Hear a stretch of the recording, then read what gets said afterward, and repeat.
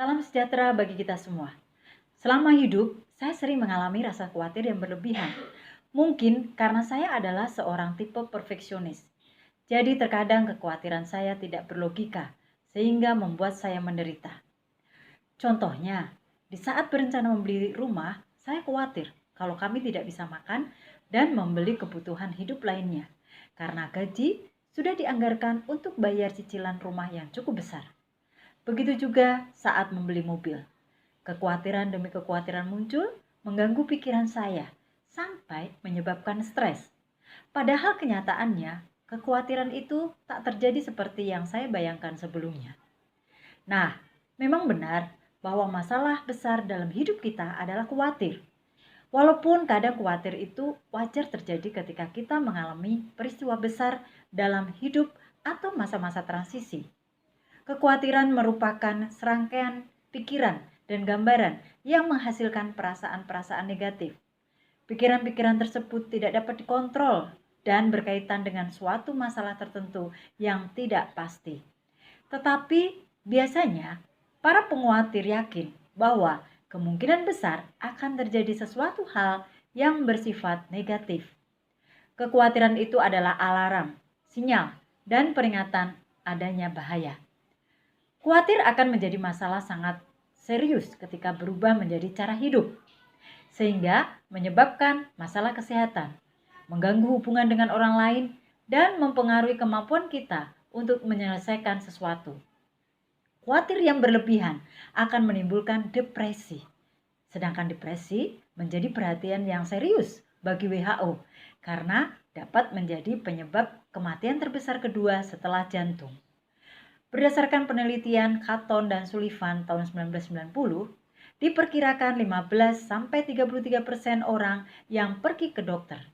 Salah satu penyebabnya adalah khawatir. Karena dari situlah timbul berbagai macam keluhan penyakit seperti jantung, diabetes, asma, gangguan pencernaan, bahkan kanker. Jika demikian, mengapa kita berlarut-larut khawatir? Bukankah hidup itu simpel? Ya, hidup itu sebenarnya sederhana saja kok. Dengan atau tanpa khawatir, apa yang sedang kita hadapi akan tetap kita hadapi. Perasaan khawatir yang berlebihan sebaiknya dihindari.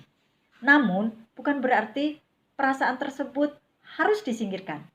Karena rasa khawatir memiliki manfaat juga, yaitu untuk membangun dan melindungi diri. Sisi positif rasa khawatir dipaparkan di situs Very Well Mind. Salah satu kekhawatiran yang timbul bisa menjadi peringatan dini bagi diri untuk menghadapi perubahan penting yang tidak pernah disadari. Oleh sebab itu, yang penting adalah bagaimana mengelola rasa khawatir itu secara benar agar berguna. Bermain bisa mengobati khawatir. Jika hidup adalah permainan atau babak sandiwara, maka khawatir adalah lakon kecil yang harus dimainkan. Karena itu, bermain-mainlah dengan rasa khawatir, sebab dalam permainan itu, kekhawatiran akan kalah. Jangan khawatir, tetapi bersukacitalah. Cobalah mengendalikan pikiran kita untuk berhenti khawatir. Ada terapi untuk menghentikan kekhawatiran, yaitu Acceptance and Commitment Therapy atau ACT, atau terapi penerimaan dan komitmen. ACT merupakan pendekatan baru yang revolusioner untuk mengatasi masalah psikologis dan membantu seseorang memutus lingkaran khawatir kronis. Kita akan belajar menerima kekhawatiran yang kita rasakan, mengamati, kemudian membiarkannya pergi dan berlalu.